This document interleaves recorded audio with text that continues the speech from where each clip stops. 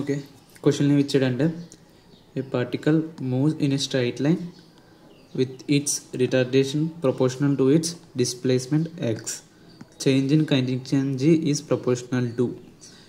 Okay, క్వశ్చన్లో ఏమన్నాడంటే ఒక పార్టికల్ ఉందంట, అది స్ట్రైట్ లైన్లో వెళ్తుందంట. ఓకే, ఇక్కడ ఈ పార్టికల్ యొక్క రిటార్డేషన్ -a అనేది డిస్ప్లేస్మెంట్కి ప్రపోర్షనల్గా ఉందంట.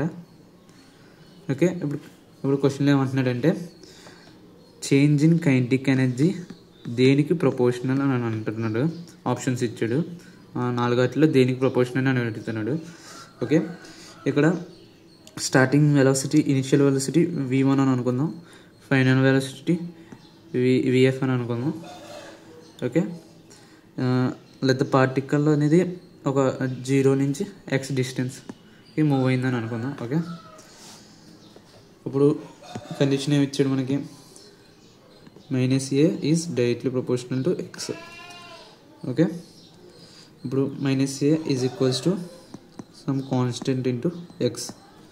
ఓకే, నేను a is equals to -kx. Okay, నేను ఇప్పుడు ఏ అంటే ఏంటి, dv/dt కింద రాసుకోవచ్చు కదా. a is equals to dv/dt is equals to -kx. నేను ఇప్పుడు dv/dtని ఇంటూ dx/dx అని తీసుకున్నాం.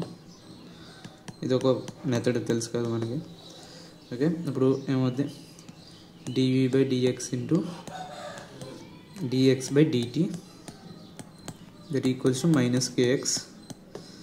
ఇప్పుడు ఏమవుద్ది, ఇది dx/dt v అవుతుంది, v into dv/dx is equals to -kx. Okay, now v into dv is equals to -kx into dx. Okay, ఇప్పుడు both side integration చేద్దాం.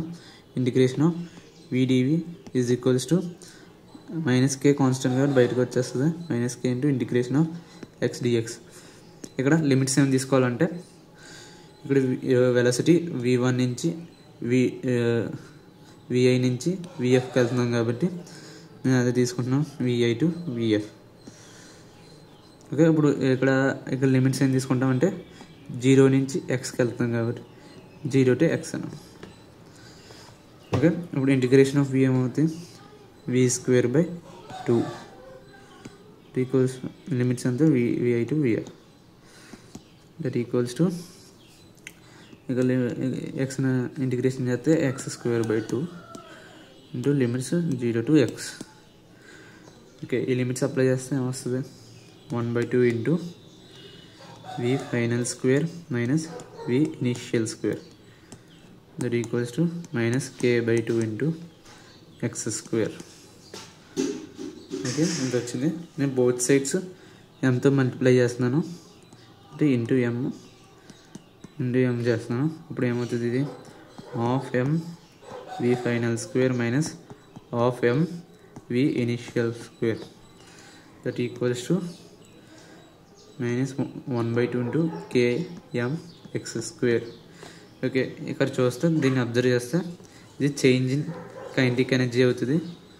Okay, change in kinetic energy is equals to ½ km into x². Okay, ఈ బ్రాకెట్లో ఉన్నది మొత్తం కాన్స్టెంటే కాబట్టి therefore change in kinetic energy is directly proportional to x². Okay, మనకి ఇచ్చిన ఆప్షన్లో option 1 is correct. Thank you.